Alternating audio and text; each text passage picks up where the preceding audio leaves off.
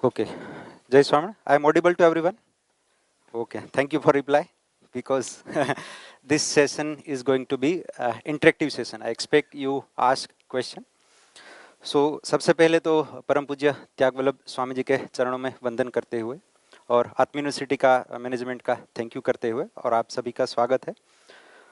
तो आज का हमारा जो टॉपिक है, जैसे आप सबको विदित है कि new norms of 21st century parenting. तो क्या लगता है पहले इस प्रकार के टॉपिक की डिस्कशन की आवश्यकता है? यस और नो? यस। क्या लगता है क्यों इसकी आवश्यकता है? तो एक दो एग्जांपल से समझते हैं।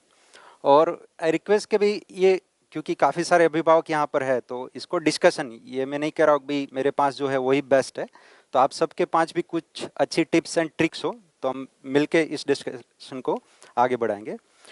दूसरी चीज़, मैं 3:30 बजे तक से पहले ख़त्म कर दूंगा क्योंकि ultimately I am also faculty and मुझे जैसे सर ने बताया कि आज नवरात्रि का आखिरी दिन है तो आप सबको तैयार होके जाना होगा। तो yes, back to main question कि भाई व्हाई इट इज़ रिक्वायर्ड। तो जैसे जैसे हमारा पेरेंटिंग, जैसे हमारा अपब्रिंगिंग हुआ, तो तब उतनी समस्या थी या आज ज़्यादा समस्या है? क्या लगता है? आसपास सोसाइटी में देखिए, घर में देखिए, नेचर के साथ देखिए, तो बट ऑब्वियस है कि भाई आज समस्याएं ज़्यादा हैं। तो हमारी परवरिश तो बहुत अच्छी तरीके से हुई थी, तभी यहाँ तक हम पहुँच पाए हैं। तो अभी हम देखें कि भाई ज़्यादा समस्या है तो वैसे ही बच्चे बड़े नहीं हो जाएंगे, क्या लगता है उसके लिए अलग से कुछ करने की आवश्यकता है? जी। तो जैसे मैथ स्टडी करने के लिए हम स्कूल जाते हैं, कार सीखने के लिए क्लासेस में जाते हैं, तो वैसे पेरेंटिंग के वैसे कोई क्लासेस नहीं होते हैं, ठीक है? लेकिन फिर भी हम मिलजुल के कुछ समझने का प्रयास करते हैं। तो आई एक्सपेक्ट के इंटरेक्शन हो और कहीं पर भी आपको इंटरप्ट करने की आवश्यकता हो तो बिल्कुल आप क्वेश्चन पूछ सकते हैं। तो क्या लगता है कि भाई कौन सी प्रकार की चैलेंजेस हम फेस करते हैं आजकल? हाँ, और मैं ये कह दूं कि भाई ये सेशन है वो टीन एज के लिए नहीं है, 15+, 20+, उनके लिए नहीं, क्योंकि उसके लिए कुछ अलग रिक्वायरमेंट रहेगी, क्योंकि उसकी हैबिट्स है या जो भी है तो वो कुछ अलग रहेगी, तो उसके लिए भी कुछ अलग डिस्कशन करना पड़ेगा। तो स्पेशली बिलो 10 और टोडलर और किड्स के लिए ये सेशन हम ध्यान में रख के डिस्कस करेंगे। तो चैलेंजेस ऑफ करंट चैलेंजेस क्या लगती है आप में से? पहले बताइए, एनीवन? एक तो सर ने बताया टेलीविजन एडिक्शन एक है, साथ में मोबाइल तो बात ही मत करिए, ठीक है? Anyone else? हाँ, चुप रखने। Yes, alpha, gen Z and पता नहीं क्या क्या आ रहा है, क्योंकि हमारे जन्म, हम लास्ट ऐसी जनरेशन है जिसका फोटो मोबाइल में नहीं है कि जब हम बच्चे थे, ठीक है? बाकी सब आगे की सभी व्यक्तियों का बच्चे हैं, उन सबका फोटो वहाँ पर है। तो और कौन सी चैलेंजेस फेस करते हैं? Concentration, yes, anyone else? Yes, क्योंकि हमारे पास टेक्नोलॉजी काफ़ी अपग्रेड हो रही है तो हमसे ज़्यादा उसके पास है, होमवर्क भी अब चैट जीपीटी से करने लगे हैं, ठीक है? Yes, stress is also there, yes, visible. और एक बच्चों का एक नई प्रॉब्लम सामने, ओवर थिंकिंग, सोचे ही जा रहे हैं, सोचे ही जा रहे हैं, लेकिन कुछ निर्णय तक नहीं पहुंच रहे। पूरा दिन वैसे देखे तो कुछ काम नहीं करते, फिर भी वो बोलते हैं कि मैं कितना बिजी हूँ, टाइम नहीं है, so many thing. Yes please. Short temper, yes. Hyper active, similar. ठीक है, तो सेशन का समय कम है तो इसलिए हम ज़्यादा प्रॉब्लम्स के नहीं, सॉल्यूशन के ऊपर डिस्कस करते। Yes, creatively engage, yes. तो यहाँ पर भी कुछ है, जैसे झूठ बोलना, बच्चे काफ़ी सारा सीख जाते हैं स्कूल जाके या कहीं पर भी। ये बाकी सब आपने, या भाई बहन या मित्र में वो स्नैचिंग होता रहता है खिलौने के लिए या चीज़ों के लिए, काफ़ी सारा। तो let us discuss one by one. Ego issue is also there. तो क्यों इस टॉपिक को डिस्कस करने की आवश्यकता है? तो जैसे old habits plus old approach is equal to predictable result. जैसे पहले हम हैंड ग्रेनेड यूज करते थे डिफेंस के लिए या वॉर के लिए, तो उससे क्या ज़्यादा से ज़्यादा 5-10 लोगों इंजर्ड हो गए या उसकी डेथ होती है। लेकिन अब टेक्नोलॉजी बदल गई, न्यू हैबिट्स, तो एटम बॉम्ब आ गया, लेकिन हम यूज उसी तरह नहीं कर सकते उसका, तो उसको लिए हमको अप्रोच बदलना पड़ेगा, क्योंकि इसको हैंड ग्रेनेड की तरह यूज करेंगे तो हमको पता है हिरोशिमा नागासाकी में 1945 में क्या हुआ था, एक ही झटके में करीब 1.5 लाख लोगों की डेथ हुई थी। तो अगर उसको ऐसे ही यूज करें तो अनप्रिडिक्टेबल रिजल्ट मिलेंगे जो हमको पता है। तो वैसे ही पेरेंटिंग के साथ है, जैसे कि हम old habits plus old approach, बच्चे हम छोटे थे तब जब जो हम गलती करते थे वही कुछ प्रकार की गलती अभी बच्चे ही आजकल के बच्चे कर रहे हैं। तो उसके लिए हम क्या करते थे, पहले जैसे क्लासरूम में बच्चे शरारत करते थे, पहले लकड़ी दिखाते थे, डर दिखाते थे, या पनिशमेंट करते थे, फिजिकल पनिशमेंट, या उसके पेरेंट्स को बता दूं वगैरह वगैरह, ऐसे करके हम प्रॉब्लम को सॉल्व कर लेते और तब बच्चे मान भी जाते थे। ठीक है, क्योंकि अगर घर जाके बताएंगे टीचर तो वहां से भी पनिशमेंट हमको मिलेगी और ब्याज के साथ मिलेगी। तो old habits plus old approach. तो अब क्या हुआ है कि भाई न्यू हैबिट्स, जैसे मेरी बच्ची मेरे पास घर में 8 साल की मुझे एक डॉटर है, तो जब उसका हॉस्पिटल में जन्म हुआ तो पहली बार मुझे गोद में दिया गया, तब उसकी आंख खुली हुई थी। तो मैंने बोला कि भाई इतना छोटे बच्चे की आंख खुली रहती है, क्योंकि मैंने थोड़ा पढ़ा था बच्चों के लिए कि भाई जन्म के समय करीब 6 दिन के लिए आंख बंद रहती है, आगे आप पहले देखेंगे समय में तो और भी वो लंबा होता था। तो जैसे जैसे इवोल्यूशन हो रहा है तो शरीर का भी एक इवोल्यूशन हो रहा है। तो डॉक्टर ये ने आंसर दिया कि भाई हमारे साइंस में बिलीव ही नहीं कर पा रहे कि भाई जन्म के वक्त भी बच्चों की आंख खुली है। तो एक शरीर का भी डेवलपमेंट हो रहा है, साथ में उसकी इंटेलेक्चुअल, क्योंकि काफ़ी सारा वो एक्सप्लोर कर रहे हैं इंटरनेट से और आसपास के बच्चों से, तो उसकी नॉलेज बढ़ रही है। तो अब उसके पास तर्क आ गया। तो अब जब हम डांटते हैं बच्चों को तो वो सामने बोलने लगते हैं, हमारे इंस्ट्रक्शंस फॉलो नहीं करते वगैरह वगैरह। तो क्या हुआ कि भाई न्यू हैबिट्स आ गई, अप्रोच पुराना ही है, हम डांट ही रहे बच्चों को बाय हुक और क्रुक, और जो रिजल्ट मिल रहे हैं वो अनप्रिडिक्टेबल है, वो हमको पता है। तो थोड़ा और आगे जाते हैं। दूसरा हम एजुकेशन सिस्टम के ऊपर देखते हैं कि भाई पुरानी और नई में क्या परिवर्तन हुआ है। तो ये पुरानी एक स्कूल जब हम पढ़ते थे तो बुक्स और एक टेक्स्ट बुक होती है और रफ बुक एक ही रहती है, सारे सब्जेक्ट की एक ही बुक में सब कुछ लिखना होता है। तो अभी क्या परिवर्तन आ गया, अभी सभी सब्जेक्ट के लिए अलग अलग नोट्स आ गए, और दूसरा क्या आ गया, कंप्यूटर टेक्नोलॉजी, स्मार्ट बोर्ड आ गए, असाइनमेंट होमवर्क सब गूगल क्लासरूम में मिलने लगे, काफ़ी सारा।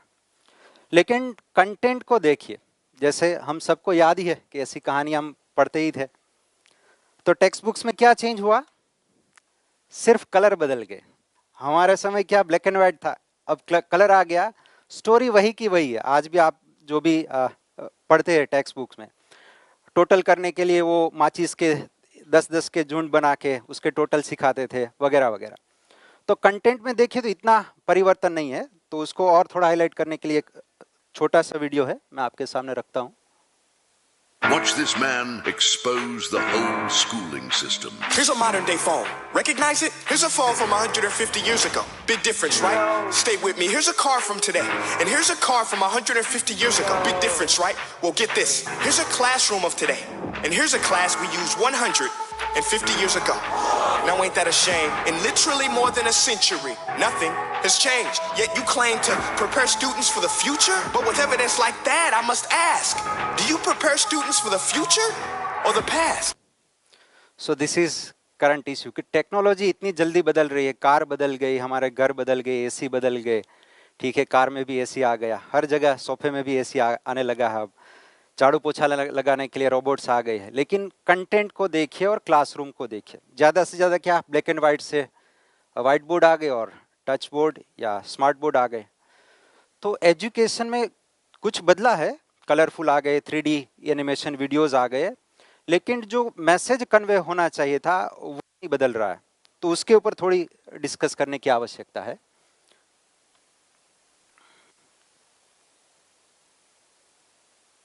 सो व्हाट आर, क्या हमको ध्यान में रखने की आवश्यकता है। So let us have some small celebration and we start the content. So एक हम चीज़ को, एक आदत को लेते हैं कि जैसे स्टबर्न चाइल्ड, मतलब जिद्दीपन रहता है, ठीक है, हमारा कहना नहीं मानते हैं वगैरह वगैरह, और एक्सेसिव यूज ऑफ गैजेट्स, हमको पता ही है। तो वो चीज़ कहाँ से आ रही है और उसको कैसे हैंडल करेंगे। तो उसको लिए हमको 3 चीज़ें ध्यान में रखनी है कि भी रियल हैप्पीनेस क्या है और जो चीज़ से हमको हैप्पीनेस मिलता है वो कितना लॉन्ग लास्टिंग है। जैसे बॉडी सेंसेशन के से हमको हैप्पीनेस मिलता है, जैसे हमने जीभ के ऊपर आइसक्रीम रखा या गुलाब जामुन रखा, इट लाइक ए हेवन, अगर हमको बहुत अच्छा लगता है, ठीक है। दूसरा है फीलिंग और है तीसरा समझ। मान लीजिए कि भी हम हमारा बर्थडे, हम आइसक्रीम मित्रों के साथ फैमिली के साथ आइसक्रीम खाने के लिए गए हैं सत्य विजय में, और हमारा फेवरेट आइसक्रीम ऑर्डर किया और सब ने अपना अपना फेवरेट आइटम आइसक्रीम ऑर्डर किया है, और समर की सीज़न है और बहुत अच्छा आइसक्रीम था, तो सब ने आइसक्रीम एंजॉय कर रहे थे। आइसक्रीम आ गया, बीच में से कोई हमारे मित्र ने ऐसी बात कही जो हमारे घर वालों को नहीं पता थी। क्या लगता है अब दूसरा अगर आगे आइसक्रीम खाएंगे तो उसका टेस्ट वैसा ही रहेगा या बदल जाएगा? हम बता दें कि भी अभी क्या ये बात करने की आवश्यकता थी वगैरह वगैरह। तो हमको ये पता होना चाहिए कि भी हमारी सेंसेस से जो हमको हैप्पीनेस मिलता है उससे ज़्यादा हैप्पीनेस है वो फीलिंग्स के अंदर है, और उससे ज़्यादा है अंडरस्टैंडिंग में। जो एक बार हमको कोई चीज़ समझ में आ गई तो वो चीज़ हमारे साथ हमेशा हमेशा के लिए रहती है। तो अगर मोबाइल की आदत है तो वो किसकी आदत है? सेंसेशन की आदत है, ठीक है। कुछ खाने की आदत है तो वो भी एक सेंसेशन की आदत है। तो उसको ओवरकम करने के लिए हमको फीलिंग्स या समझ का सहारा लेना पड़ेगा। तो अगर सुविधा को सुविधा से रिप्लेस करेंगे तो वो नहीं हो पाएगा। जैसे एक एग्जांपल से समझते हैं, कोई एक वर्कशॉप चल रहा था, मैं ले रहा था, तो उसमें एक फैकल्टी है, वो अपना एक्सपीरियंस शेयर करते हैं। तो उसमें बोलती कि भाई वो जॉब करती थी कहीं पर, उसका बेटा था 2 साल का, तो जॉब करने के लिए जाती थी तो बच्चे को तो खेलना होता है मम्मी के साथ, तो रोने लगता था।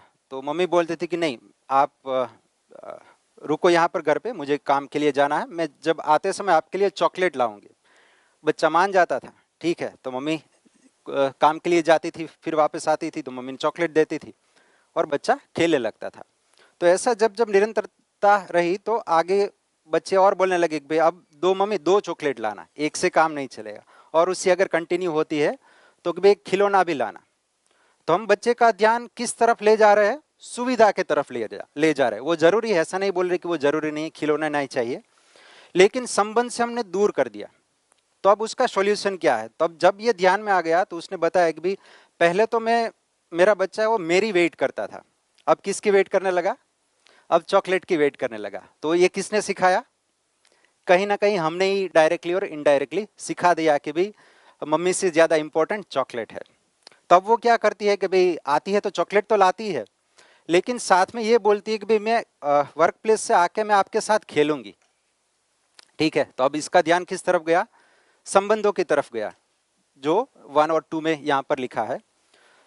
तो अब क्या हुआ कि भाई अब बच्चा मम्मी की वेट करता है।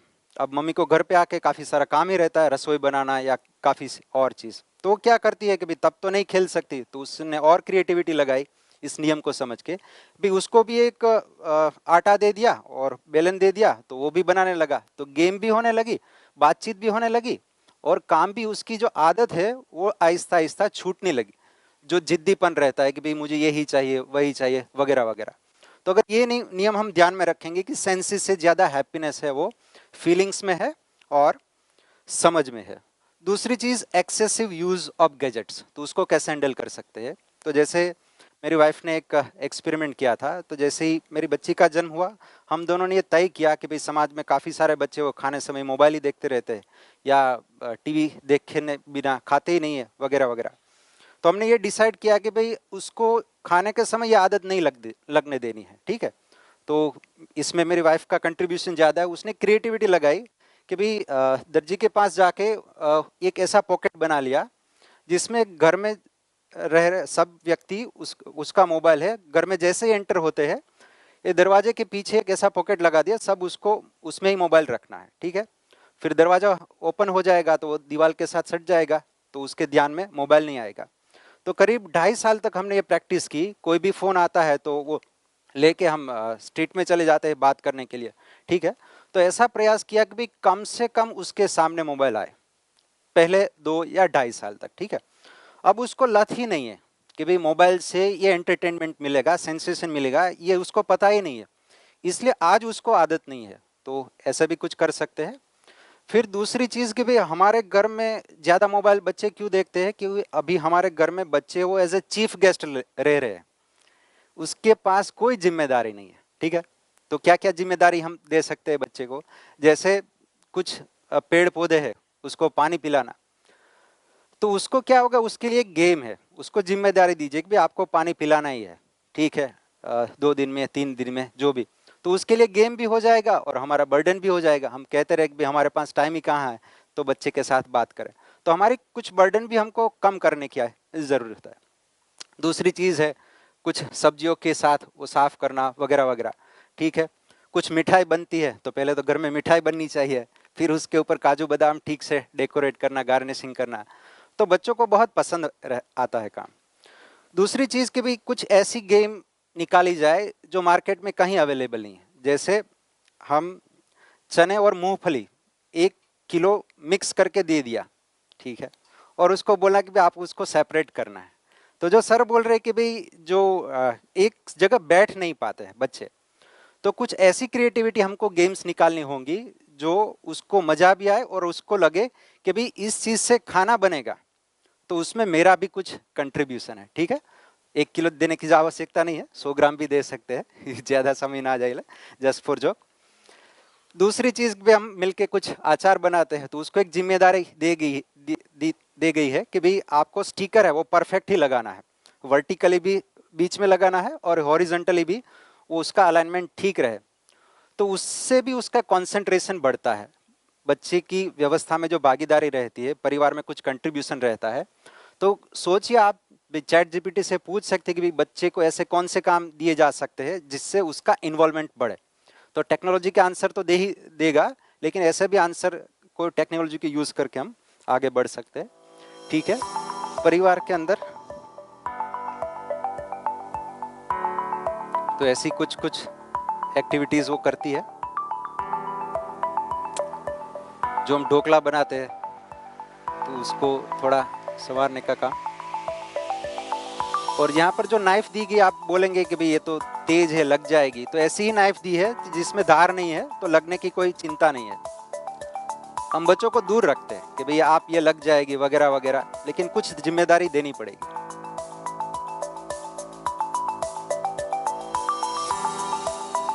जो उससे नहीं होता है वो साइड में रखती जाती जा रही है,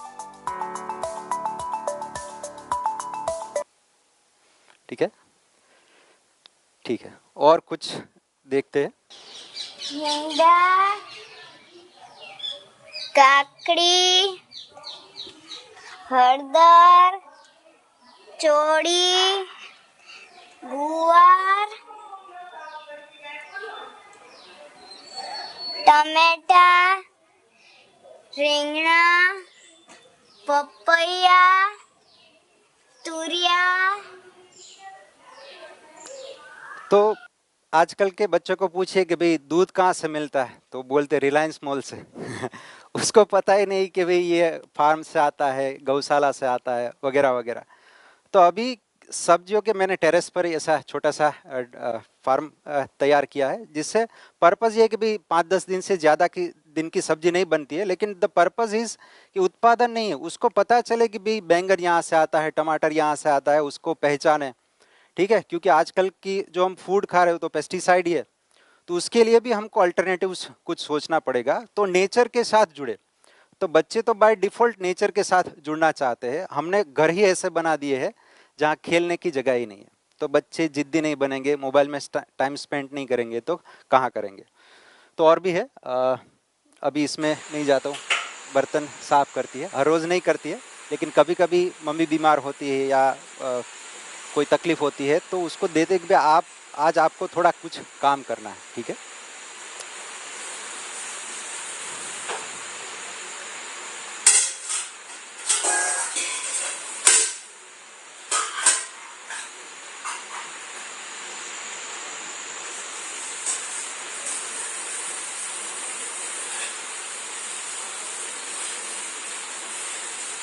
एकदम चमका दिया।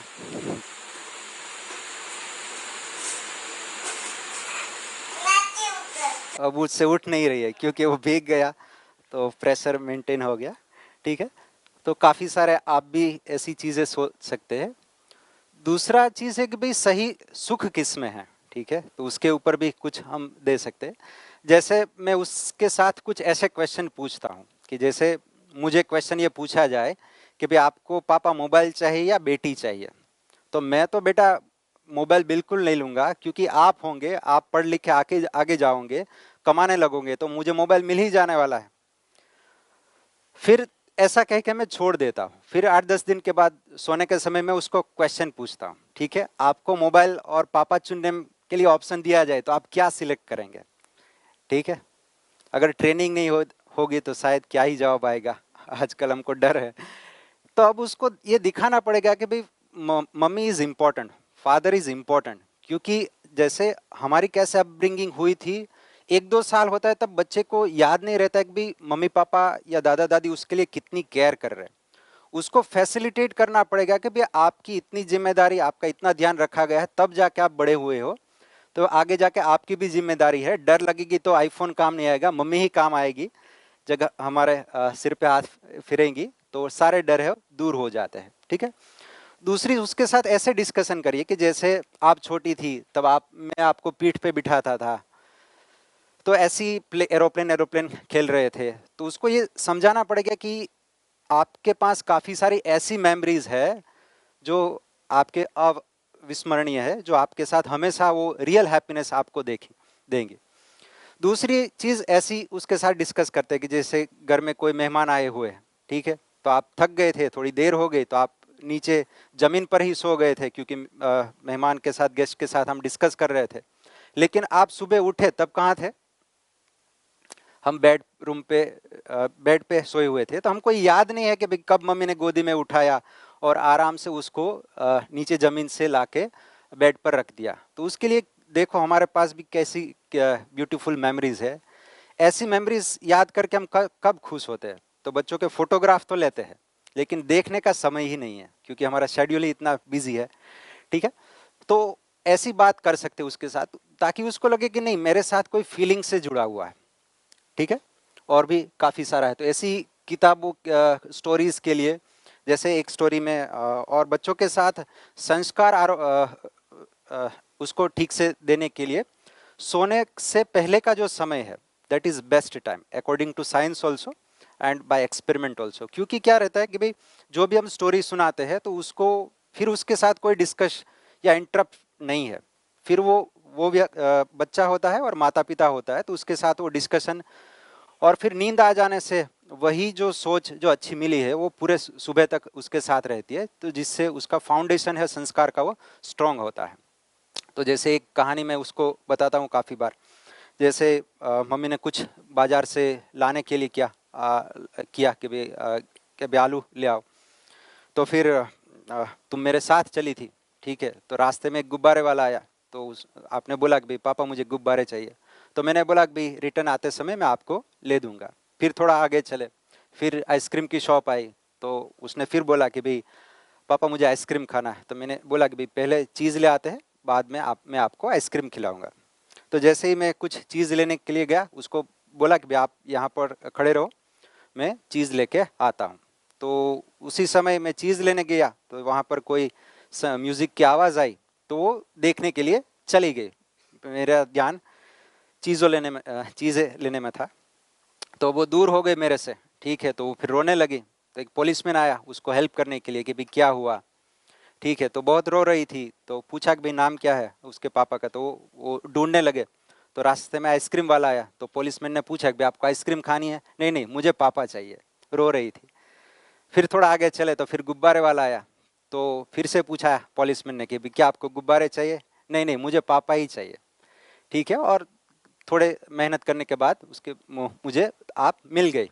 फिर हम चीज़ लेके घर जा रहे थे, फिर बीच में आइसक्रीम वाले आए, मैंने पूछा कि भाई क्या आपको आइसक्रीम खानी है, तो तब आप जब रो रही थी तो अब आपको क्यों आइसक्रीम नहीं खाना था। मैं एक ऐसे क्वेश्चन पूछता हूँ कि नहीं, मुझे पापा की ज़्यादा आवश्यकता है। तो ऐसी फीलिंग्स वाली कहानी, अभी हम कहानी कौन सी सुनाते हैं, क्लेवर फॉक्स। फॉक्स को बेचारे को पता ही नहीं कि मैं क्लेवर हूँ, ठीक है। तो ऐसी कुछ कुछ तो मानवीय स्टोरीज जिसके साथ संबंध हो, हूंफ मिले, हैप्पीनेस जिसमें लॉन्ग लास्टिंग है, इस प्रकार की कहानी इस काफ़ी सारे पुस्तक अवेलेबल है, हैप्पीनेस करिकुलम है, इसमें फ्री ऑफ डाउनलोड करने के लिए अवेलेबल है। तो सोने का समय है वो बेस्ट टाइम है इस प्रकार की हेल्दी डिस्कशन के लिए, ठीक है। तो रिलेशन सेंट्रिक हम डिस्कशन कर सकते हैं। थोड़ा और जागे जाएंगे तो गाइडेंस, बच्चे झूठ बोलते हैं। तो एक बार वो खाना खा रही थी, ठीक है, तो उससे छाछ है वो गिर गई, तो मैं देख रहा था कि भाई वो कैसे भी करके छुपाने का प्रयास कर रही कि भाई पापा को पता ना चले। तो फिर मैंने सोचा कि भाई, फिर मैंने पूछा क्या आपसे कोई गलती हुई? नहीं नहीं पापा कुछ नहीं हुआ, सब ठीक है। ठीक है, थोड़ी आवाज आई तो झूठ बोला उसने। तो मैंने डांटा नहीं, मैंने सोचा कि भाई अगर मैं ऐसा करता तो उस समय मैं अगर छोटा होता तो मेरे से गलती होती तो क्या होता। तो बच्चे क्योंकि फियर ऑफ पनिशमेंट है, उसको लगता है डर, इसलिए बच्चे झूठ बोलते हैं। ये एक साइकोलॉजी स्टडी है। तो try to find root cause, उसको एक एश्योरेंस देने की आवश्यकता है कि भाई आप सही बोलेंगे तो आपको कोई डांटा नहीं जाएगा, आपको सिखाया जाएगा कि वो चीज ठीक से कैसे रखनी है, ठीक है। दूसरी कि भाई जैसे हम बच्चे कुछ गलती करते झूठ बोलते हैं तो क्या बोलते हैं, आपको बहुत बड़ी पनिशमेंट दूंगा अगर आप झूठ बोले तो, खबरदार, एक पड़ेगी गाल पे। बेचारा सही बोलने का प्रयास कर रहा है, उससे पहले ही हम उसको इतना डरा देते हैं वो झूठ सही से दूर जाने लगता है, ठीक है। तो उसके साथ ऐसे भी डिस्कशन कर सकते हैं कि भाई अगर मैंने जब कोई चीज हुई थी सही बोला था तो क्या हुआ था, और झूठ बोला था तो क्या हुआ था। जैसे मेरे से कोई गलती हो गई, ठीक है, तो मैंने पापा को सही बता दिया, तो पापा ने समझा कि भी उस जगह ये ध्यान रखने की आवश्यकता है वगैरह वगैरह, ठीक है। दूसरी है कि भाई मान लीजिए कि भाई हम छोटे थे, हमने मम्मी पापा को दिखाए बिना होमवर्क है सबमिट कर दिया, साइन वगैरह, ठीक है। तो उस झूठ को छुपाने के लिए एक पेरेंट्स मीटिंग थी, तो उससे पता चल गया टीचर को, तो फिर और हमको 2-4 झूठ बोलने पड़े। तो एक झूठ के लिए बाकी 50 झूठ हमको बोलने पड़ते हैं। तो उसको ये बताना पड़ेगा कि भाई झूठ बोलने से रिजल्ट क्या आता है, उसके रूट कॉजेज क्या है। तो लिसन टू योर किड्स, क्यों गलती कर रहे हो, क्यों छुपा रहे हो, उससे पूछिए। हम उतना डांट ही देते बच्चे को, हिम्मत ही नहीं करता कि भाई सही बोलना चाहिए। So that is guidance. सिर्फ गाइडेंस ये नहीं कि बेटा खा ले बेटा, पढ़ ले बेटा, उसके सिवा भी काफ़ी सारा डिस्कस उसके साथ कर सकते हैं। फिर है पेरेंटिंग ऑन ऑटो पायलट। अभी हम क्या करते हैं कि भाई बच्चे को काफ़ी सारी इंस्ट्रक्शंस ऐसी रहती है जो बार बार बोलनी पड़ती है। भाई बैग ठीक से भर लो स्कूल का, ठीक है, खाने बैठ जाओ, या कोई आए तो पैर छुए वगैरह वगैरह। तो रिपीटेटिव हमको इंस्ट्रक्शन देनी पड़ती है। ऐसी प्रॉब्लम कितने लोग फेस की है या कर रहे हैं? यस, काफ़ी सारे लोग हैं। तो उसका सॉल्यूशन क्या, बच्चे सुनना बंद कर दे, क्योंकि उसको टॉर्चरिंग जैसा लगता है। तो सेल्फ हैबिट ट्रैकर इंट्रोड्यूस करते हैं कि बच्चे कितना समय तक उस काम ध्यान रखेंगे। जैसे काफ़ी सारे पेरेंट्स बच्चों को अभी भी कॉलेज छोड़ने के लिए आते हैं, उसको डर है कि कुछ हो ना जाए, कोई बुरी आदत ना लग जाए, लेकिन वो कॉलेज के अंदर तो नहीं आ सकते ना। कितना समय आप उसके ध्यान रखोगे? कॉलेज में या हॉस्टल में जाएंगे या बिजनेस जॉब पर जाएंगे, तो कुछ समय तो हमारे नज़रों से दूर ही रहने वाले हैं। तो ऐसी हैबिट नियंत्रण ना रखने के बावजूद उसकी जगह वो सेल्फ कैसे स्वनियंत्रित हो, उसकी खुद की आदत वो कैसे डेवलप हो, उसके लिए काम किया जाए। तो सेल्फ हैबिट ट्रैकर इंट्रोड्यूस हम कर सकते हैं। जैसे एक साइंटिफिक सर्वे है कि भाई 5 reason why you should not say no to toddler often. बारंबार हम नो, एक रिसर्च ऐसा बताता है कि भाई 10 साल के बच्चे को 18,000 बार ये कहा जाता है कि भाई आपको ये नहीं करना, ये नहीं करना, वो नहीं करना, वो नहीं करना। सो वो सुन के थक जाते हैं। तो उसकी जगह यहाँ पर सिर्फ 2 ही रीजन दिए गए हुए, ये रेफरेंस यहाँ पर दिया हुआ है कि भाई degrade the actual value of no. वाकई में जब उसको कुछ नहीं करना है तब उसकी वैल्यू नहीं समझ में आती बार बार नो कहने से। जैसे शेर आया जो हम कहानी सुनते थे ना, वाकई में जब आता है तब हमारे पास वो डिफेंस के लिए नहीं बचता कुछ। दूसरा है मेक देम मोर डिफेंड, मतलब कि उससे उसकी जिद बढ़ती है, ठीक है, एक चीज हम बार बार बोलने से। तो उसकी जगह क्या कर सकते हैं कि भाई पनिशमेंट वर्सेस टू एक्सप्लेन। जैसे हमने घर में ये प्रैक्टिस की चारों ने मिलके, मम्मी पापा, मेरी वाइफ और मैंने, कि भाई बेटी जब भी कोई मिस्टेक करेंगे, डांटेंगे ऐसा शब्द यूज नहीं करें, हम ऐसा बोलेंगे भी आपको समझाएंगे, ठीक है। तो जब भी कोई गलती करती, बच्चे तो करने ही वाले हैं, तो उसकी जगह हम ये बोलते थे आपको डांटेंगे नहीं, आपको समझाएंगे। तो उसका रिजल्ट क्या हुआ कि बच्चे जैसे ही सोसाइटी में खेलने जाते हैं तो काफ़ी सारा प्रॉब्लम रहता ही है कि भी इसने मेरा ये खिलौना ले लिया या मुझे खेलने नहीं दे रहे, काफ़ी, क्योंकि एज डिफरेंस रहता है सोसाइटी में बच्चों के। तो एक बार कोई कंप्लेन लेके आई तो वो बोल रही कि पापा उसको आप जाके समझाओ। तो उससे क्या होगा, पहले क्या बोलती थी वो, उसको डांटो, तो उससे वो जो फ्रेंडशिप में जो गैप रहता है वो अपोजिशन साइड रहता है। लेकिन आप उसको समझाओ, भले ही वो गलती कर रहे लेकिन फीलिंग्स कौन सी है, कोऑपरेशन की है, ठीक है, स्वनियंत्रित वो होने लगते हैं फीलिंग्स में। दूसरा है लेट देम एक्सपेरिमेंट, हम उसके ऊपर इतना नियंत्रण ला देते हैं। तो एक्सपेरिमेंट क्या, तो एक दो एग्जाम्पल देखते हैं। जैसे उस कागज फाड़ने की आवाज़ उसको बहुत अच्छी लगती थी, बहुत खुश होती थी। तो मैंने एक्सपेरिमेंट किया, कागज का टुकड़ा थोड़ा डिस्टेंस पे रख दिया, फिर थोड़ा गिरे नहीं, ऐसा इसलिए मैंने ध्यान रखा।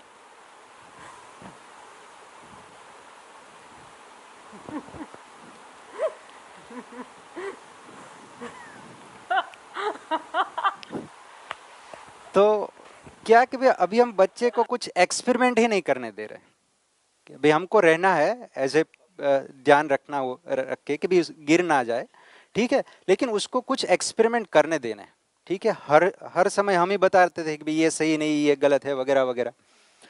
तो एक बार ये इंसिडेंट हुआ कि भाई उसको कुछ विंटर की सीजन थी तो उसको बर्फ खाना था, ठीक है। तो मैंने मना किया कि भाई इससे गले में प्रॉब्लम आ जाएगी, ठीक है। 2-3 बार बताया फिर भी नहीं मानी, तो मैंने बता लिया कि भाई आप खा लो, तो खा लिया। दूसरे दिन सुबह उठी तो गले में प्रॉब्लम होने लगी, बोला भी नहीं जा रहा था और काफ़ी दर्द होने लगा। तो बोलती है कि भाई पापा आप बोल रहे थे ना वो ठीक थी, ठीक था, अब कुछ चलो ट्रीटमेंट करते हैं।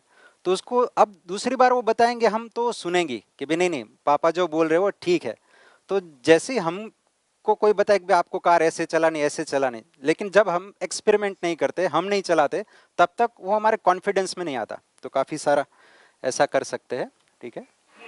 तो जैसे एक बार बॉल पर रह गया और मैंने छोटा सा मटका भी वहाँ पर रखा कि वो कैसे प्रिसाइजली काम करती है।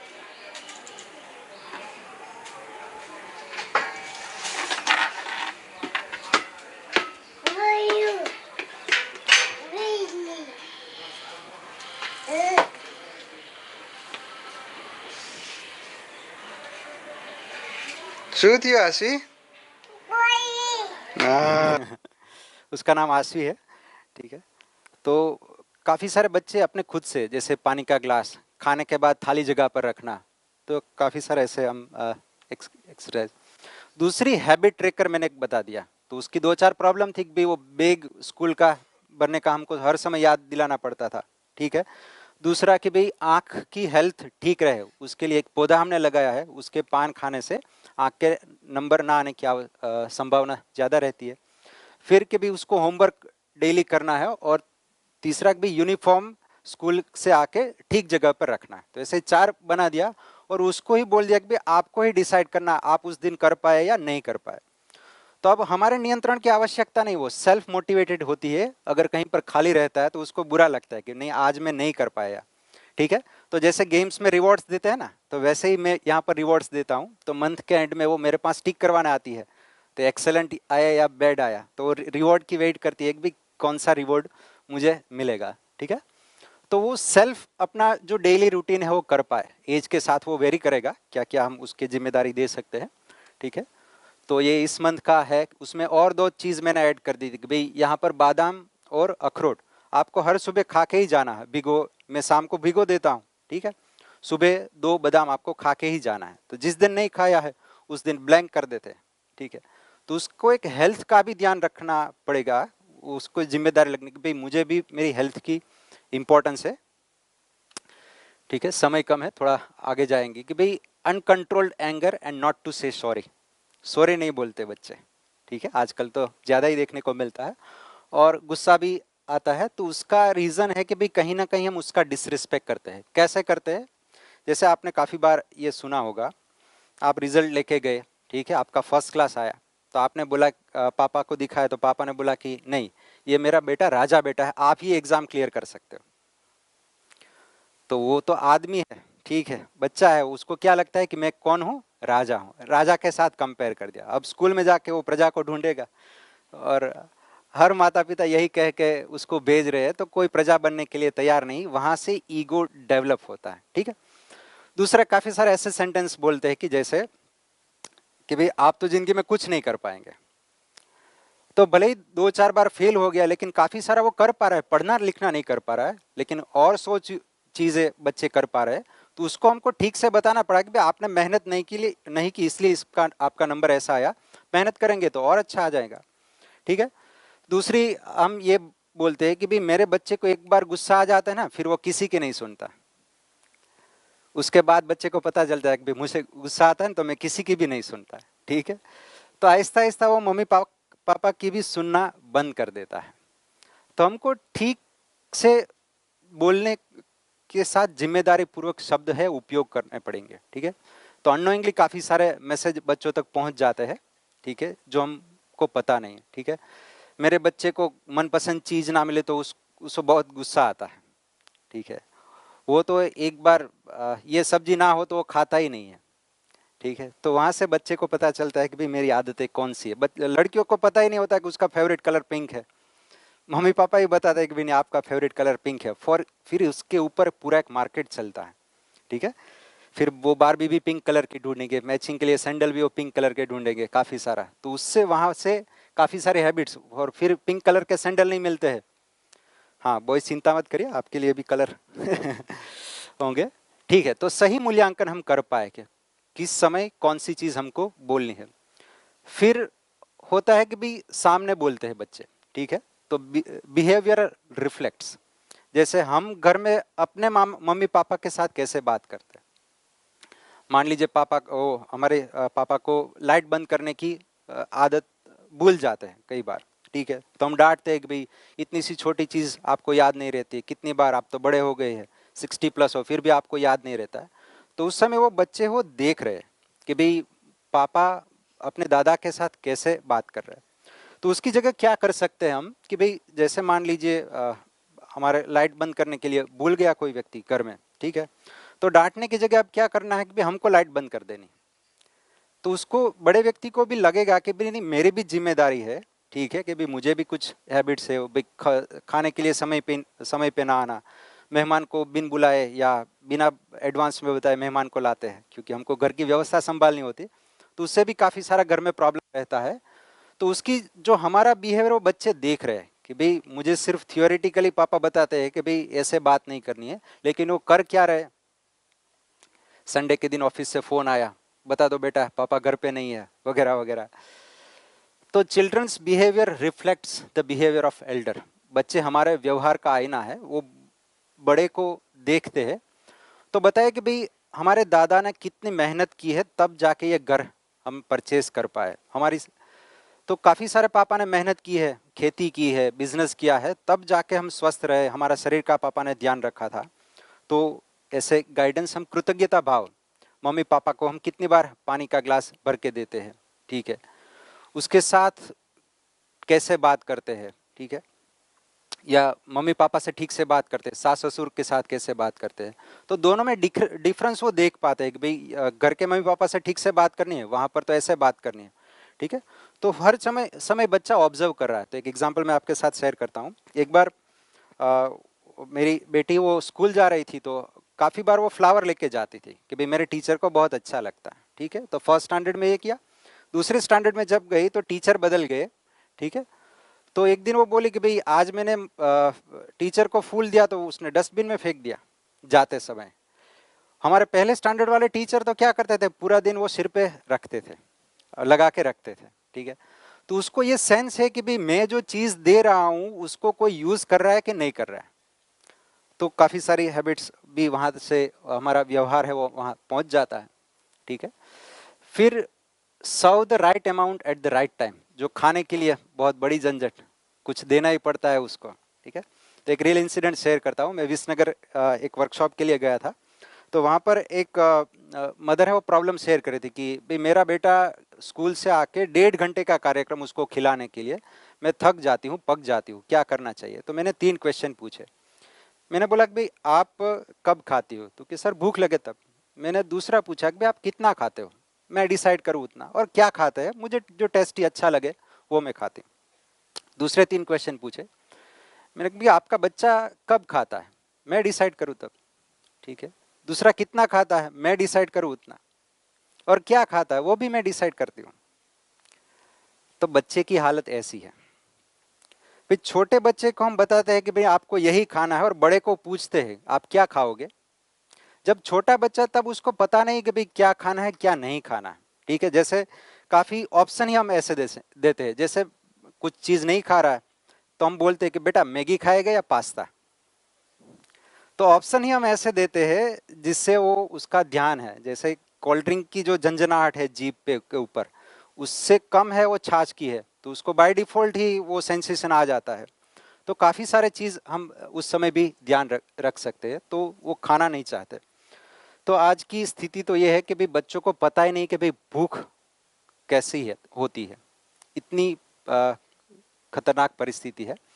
तो कितना खाना है और कब खाना है, तो मान लीजिए उसको नहीं भूख है तो उसको बताते हैं बेटा दोपहर में आओगे तो यही खाना मिलेगा और कुछ नहीं मिलेगा।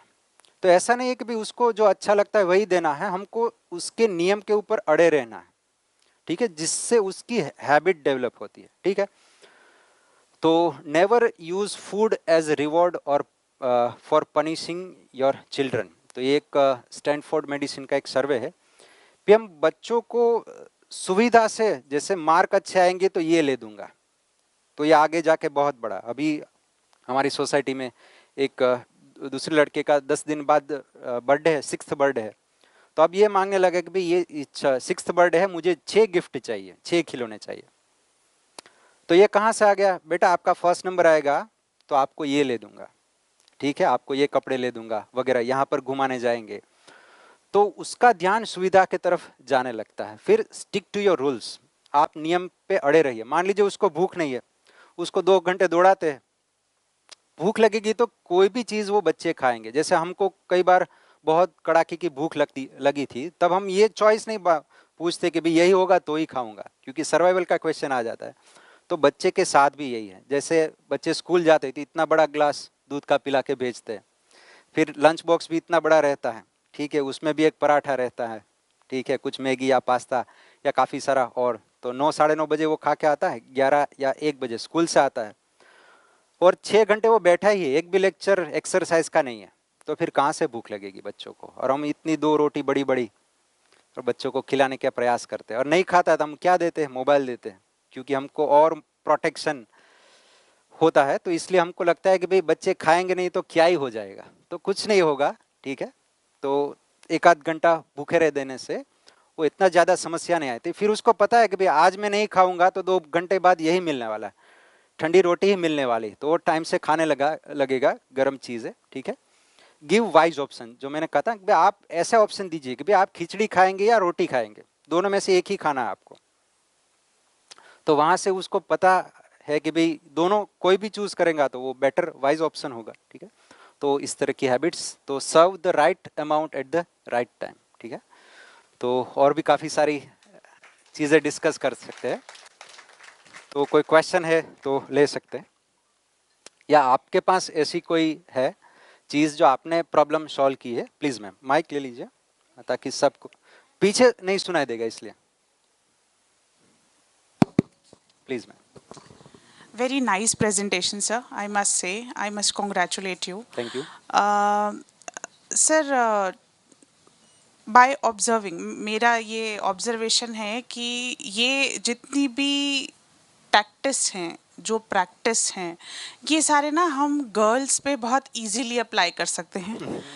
बॉयज़ जो हैं उनकी प्रवृत्ति थोड़ी सी अलग होती है बच्चों की, उनको चाहिए हमें बाहर घूमने जाना है, ठीक है, उनको पकड़ पाना, एक जगह बिठाना, घर का कोई काम करवाना, वो बहुत बड़ा टास्क है जी। मतलब मेरा ऑब्जर्वेशन है, मैं गलत भी हो सकती हूँ, आपकी चॉइसेस कुछ और भी हो सकती हैं, लेकिन मेरे ऑब्जर्वेशन में ऐसे हैं। I am blessed, I have 2 girls only.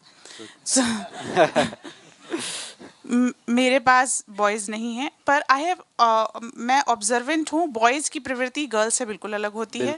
जो फैमिली में और भी बॉयज़ हैं, उनको चाहिए आँख खुले तो हम सीधे घर के बाहर घूमने निकल जाएं, जी। खाना बाद में देखा जाएगा, ठीक है, हम पहले घूम कर आएंगे। जी। तो बच्चा अगर कुछ खा नहीं रहा है तो पेरेंट्स कह रहे हैं चलो बाहर घूम कर आते हैं, बाहर से कुछ लेकर आएंगे तब हम खाएंगे। मतलब boys are little different. Yes. तो आपको क्या लगता है उनकी स्ट्रैटेजीज भी डिफरेंट होंगी? हाँ, थोड़ी स्ट्रेटेजीज अलग होगी, क्योंकि अकॉर्डिंग टू साइंस महिलाओं की शरीर की ताकत से पुरुषों की शरीर की ताकत ज़्यादा रहती है, बट नेचुरल है, उसमें कुछ नया नहीं है। तो लड़कों के पास एनर्जी भी ज़्यादा रहती है, ठीक है, इसलिए उसके पास एनर्जी तो भरपूर है, लेकिन वो कहाँ सही जगह यूज़ करे। तो बच्चों को हम कितने डिसीजन में इन्वॉल्व करते हैं घर में, उससे देखना पड़ेगा। फिर वो बड़े होके वो कंट्रीब्यूट नहीं करता परिवार में तो उसको ब्लेम करते हैं। जैसे एक बता सकते हैं कि जैसे मान लीजिए घर पे मेहमान आए और हमारे लड़का है, उसका एग्ज़ाम एक दिन बाद है, तो हम क्या बोलते हैं, बेटा आप पढ़ने जाओ, हम पानी देंगे गेस्ट को, ठीक है। तो उसका ध्यान किस तरफ दिया हमने, रिलेशन की जगह सुविधा के तरफ, ठीक है। पढ़ने से तो ज़्यादा से ज़्यादा मार्क्स अच्छे आएंगे, फर्स्ट रैंक आएगा, वो भी ज़रूरी है, लेकिन उसकी जगह यह भी हम कह सकते हैं ना कि बेटा अभी पानी भर के दे दो, 5 मिनट बैठो, फिर पढ़ने के लिए चले जाना।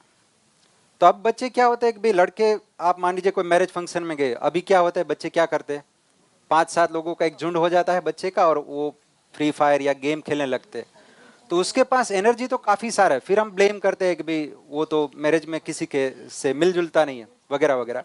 तो मैं आपकी बात से सहमत हूँ, लेकिन उस हमारे काफ़ी सारे ऐसे पेरेंट हैं जो खास करके जीवन विद्या, और भी काफ़ी सारे हो सकते हैं, ऐसा नहीं कि भाई जीवन विद्या से ही अच्छी पेरेंटिंग हो सकती है, बाय डिफ़ॉल्ट भी हो सकती है। तो जग्गी वासुदेव से का ये कहना है कि भाई parenting is a 20-year project, 20 साल की मेहनत है, तब जाके बच्चों में कुछ संस्कार है स्थिर हो पाते हैं, ठीक है। लेकिन उसके लिए भी कुछ अलग से सेशन रख सकते हैं और डिस्कस कर सकते हैं। Thank you ma'am, please. जी। નમસ્તે. જે એક્સપેરિમેન્ટ મેં કર્યા છે મારા બાળકો ઉપર, પ્લીઝ।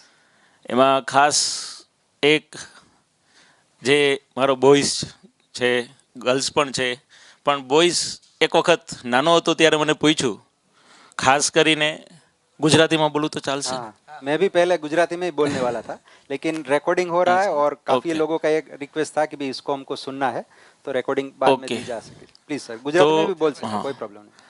દાંતરડું એટલે શું પપ્પા? Yes. એને ભણવામાં આવતું હતું. હળ એટલે શું?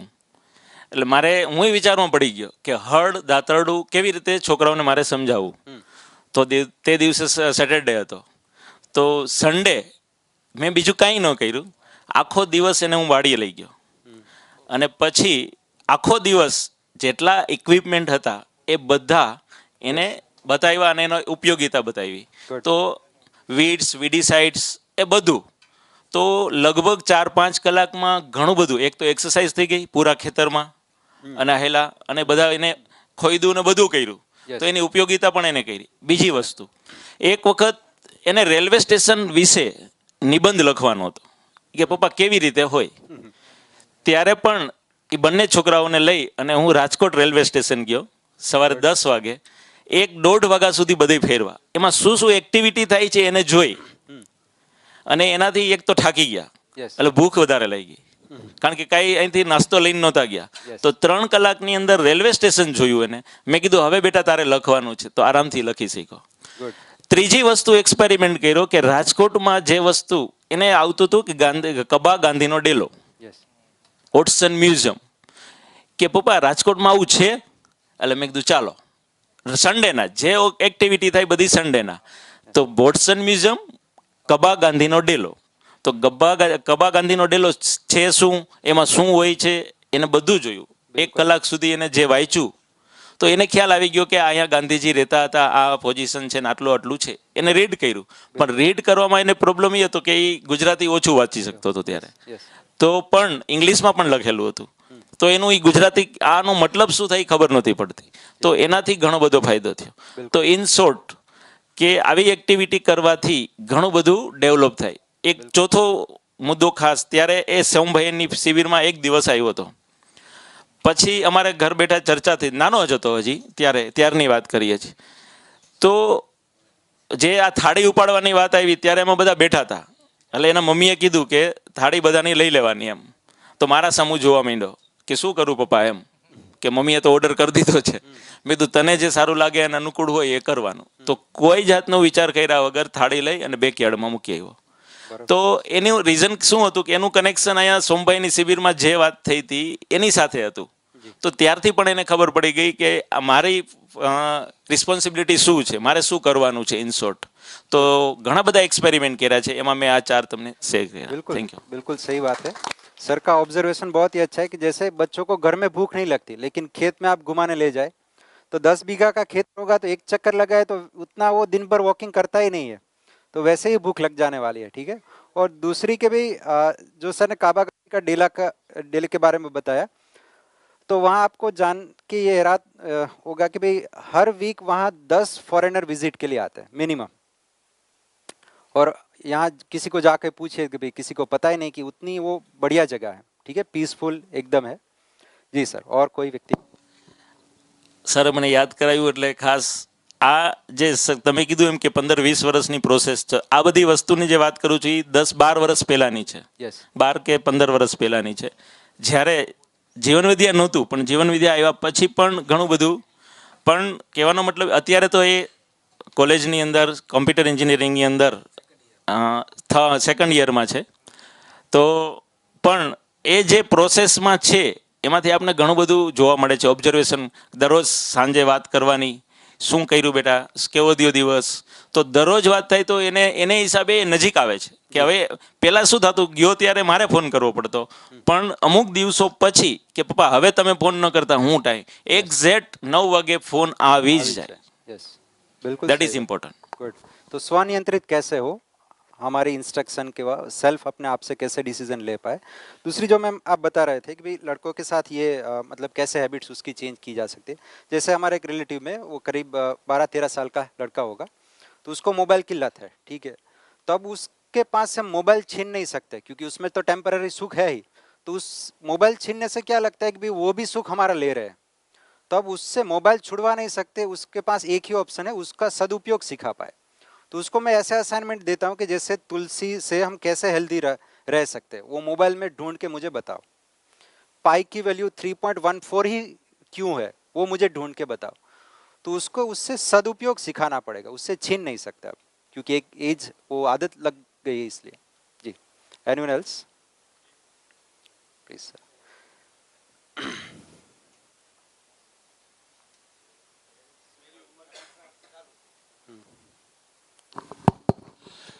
मेरी उम्र के हिसाब से तो मेरे ग्रैंड चिल्ड्रन है.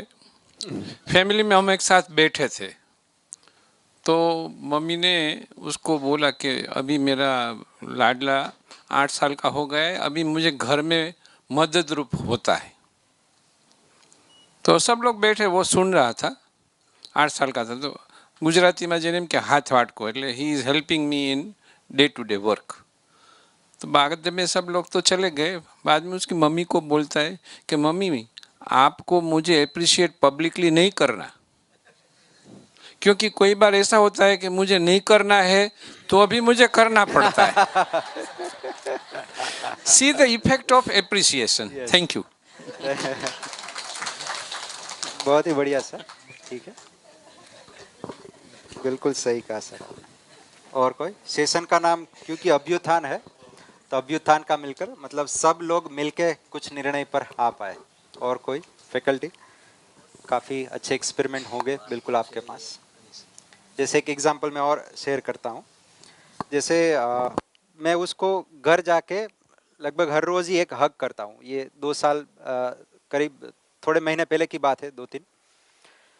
तो मैं हग करता हूँ, तो मैं और उसके साथ ये भी बोलता हूँ कि भाई आपको मैं जब हक करता हूँ तो मेरी पूरी थकान है वो चली जाती है. ठीक है, तो मैं ये कह के भूल गया. ठीक है, फिर जब हम नेक चल रहा था तब जायज़ है कि भाई सबको देरी हो रही थी, कुछ काम था लास्ट 2-3 दिन. तो मैं घर गया तो बहुत थक गया था. ठीक है, तो वो बोली कि भाई चलो पापा खेलते हैं. तो मैंने बोला कि भाई आज मैं थक गया हूँ. तो उसने मुझे हक किया, तो बोली कि भाई चलो पापा अब खेलते हैं. तो मैंने बोला ना कि भाई मैं आज थक गया हूँ, नहीं खेल सकता वगैरह वगैरह. तो मैंने बोला, तो वो बोलते कि भाई मैंने आपको हक तो किया, तो फिर आप तो थकान उतर जानी चाहिए. तो बच्चे अननोइंगली हम क्या मैसेज पहुंचा दे, तो उसकी निरंतरता हमारे में नहीं रहती है. तो उससे वो एक निरंतरता रहनी चाहिए। ठीक है, गुड। और कोई?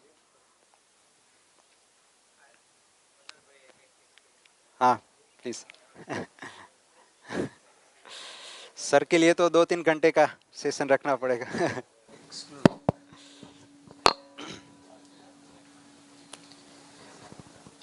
नहीं, मेरे 2 बेटी है। एक बड़ी बेटी अभी 3 साल हुआ आयुर्वेदिक में लास्ट ईयर में, एंड सेकंड दूसरी बेटी 12th में। एक्चुअली बच्चे मेरे लिए तो मुझे लगता है कि वो मेरे हम बोल रहे हैं कि स्वामी भैया बोल रहे हैं हमारे बच्चे हमको सिखाने के लिए समझाने के लिए आए, तो मेरी जर्नी में वो सहयोग कर रहे हैं एक्चुअली, क्योंकि उसकी वजह से हम हमारे जो भी हमारी आदत है चेंज होती है, हमारी जो भी कुछ हमारा में बदलाव लाते तो उसकी वजह से आते। तो अभी उसको एक बार हम चारों में एक टिक मार्क, मतलब ये शिविर नहीं की थी, मतलब स्टार्टिंग था अभी, तो हमने सोचा कि भाई हम इसमें टिक मार्क करेंगे कि भाई जिसको गुस्सा आएगा वो उसमें टिक मार्क करेंगे, टिक मार्क। तो ये 10 दिन लगा, 10 दिन में सबको 2-3 वो खुद ही चारों अपने आप वो टिक मार्क लगा देंगे। बाद में ये एक्सरसाइज से किया होगा कि वो थोड़ा ऑब्जर्वेशन में रहेंगे एक दूसरे, और ये बंद हो जाएंगे तो नियंत्रण में आ जाएंगे। एक ऐसे बढ़िया बेनिफिट होता है। और जो भी हम करवाना मांगते, सपोज मैं अभी इधर ये मेरा 26 साल है, स्टार्टिंग में जो मेडिकल लीव मिलती थी, बाद में 100-150, बाद में जो भी अभी पिछले एक बार ऐसा हुआ कि भाई मेरा पिछले अभी 10 साल से तो नहीं लिया मेडिकल लीव, लेकिन एक बार मैंने मेडिकल लीव लेकर 5 दिन घर में आराम से रुका, क्योंकि देखो बैक पेन है इसलिए मैं रुका हूँ। तो मेरी डॉक्टर ने बोला कि भाई आपको कुछ तो है तो नहीं। उस दिन से 10 दिन पहले, 10 साल पहले मैंने ये बंद कर दिया कि भाई अभी मेडिकल लीव उसके बाद में लेनी ही नहीं है। जब मेडिकल तो ज़रूरत भी नहीं पड़ी, उसके बाद में ऐसी ज़रूरत नहीं पड़ी। लेकिन ये ऐसा, क्योंकि ये पेरेंट का जो बिहेवियर है, उसका जो चाइल्ड है, छोटे छोटे बच्चे हैं, ऑब्जर्व करेंगे ना, तो उसका जो नेगेटिव, क्योंकि नेगेटिव उसका जाता है, तो इसलिए हम जो भी हैबिट है हमारी वो चेंज होती है। एक बार में हम दोनों चल कर जाते थे, मैं और मेरी छोटी बेटी, वो बहुत छोटी थी।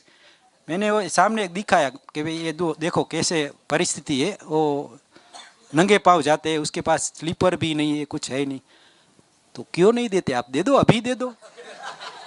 तो उसको तो इमीडिएट, उसको तो वैसा कि इमीडिएट उसका रिएक्शन, आप दे दो और अभी दे दो। तो हम एक्चुअली हम बोलते हैं, वो इमीडिएट आचरण में आना चाहिए, वरना दिक्कत रहती है।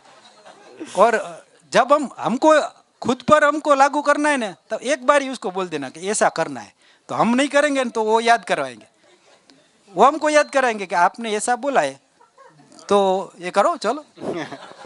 तो एक बच्चों को, छोटे बच्चे को दे देना कि भाई हमको जो करवाना चाहते हैं ना, छोटे बच्चे को दे देंगे तो, और उसको उसके फ्रेंड और बाकी लोगों को भी लिए इंस्पिरेशन मिलता है। तो बहुत क्योंकि ये बच्चा है, ये उससे हमारा भी इम्प्रूवमेंट होता है, हमारा आचरण में भी गुणात्मक परिवर्तन होता है। और वो जो पति पत्नी है, क्योंकि वो बच्चा है ना, माइन्यूट ऑब्जर्वेशन करता है, तो हम दोनों भी कुछ ऊंची आवाज़ में बात करेंगे तो पता चल जाएगा। तो इसलिए हमको ये माता पिता का भी बिहेवियर है, या फिर दादा दादी के साथ जो बोला के, तो सबके साथ हमारा जो आचरण है वो बच्चे के लिए तो आईना ही है। तो इसलिए हम उससे, परिवार है उसमें हम छूट नहीं सकते। इधर कुछ हम मैनिपुलेट कर सकते हैं, या फिर प्लस माइनस कर सकते हैं, तो अच्छी दूरी बना सकते हैं, लेकिन उधर ये स्कोप नहीं है। तो अच्छी जो, क्योंकि बोला ना क्या, परिवार ही प्रमाण है, हमारे जो आचरण का प्रमाण है परिवार है। तो एक तो ये अंकित भाई ने बहुत बढ़िया सेशन लिया, तो कॉन्ग्रेचुलेसन। और हम सबको लिए ये हम सबको लिए ये आवश्यक भी है। और हमारा बच्चे हो गए छोटे बड़े, और जहाँ भी है वहाँ से आगे यात्रा के लिए सहयोगी रहेगा। थैंक यू जी। Any last feedback? तो एक बात मैं क्लियर कर दूँ भाई, ये मैं दावा नहीं कर रहा कि उसकी हर आदतें अच्छी हो गई, that is in progress manner. ठीक है, क्योंकि ये काफ़ी सारा वातावरण भी उसके ऊपर प्रभाव डालता है, लेकिन ये यहाँ पर मैंने वो चीज़ रखी कि जिससे मुझे अच्छे रिजल्ट्स मिले हैं, ठीक है। और इसमें काफ़ी सारे फॉर्मेट्स थे, हैबिट ट्रैकर, आपको कुछ चाहिए तो, या स्टोरी बुक, तो फ्री में अवेलेबल है, तो आप मेल करके भी ले सकते हैं और वैसे भी पूछ सकते हो। Late us have a small celebration.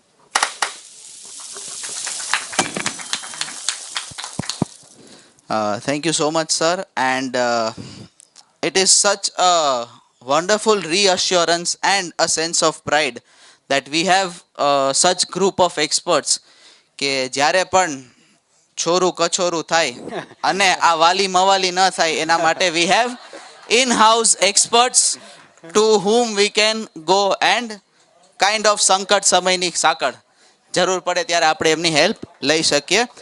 So thank you so much, sir, for such a wonderful session. And just 2 more minutes before leaving, I would request Team Abhyuthan, Acharya sir and Parul ma'am to felicitate sir. Thank you entire Abhyuthan team for wonderful opportunity. Thank you Yagnesh sir, Parul madam and Acharya sir, and you also.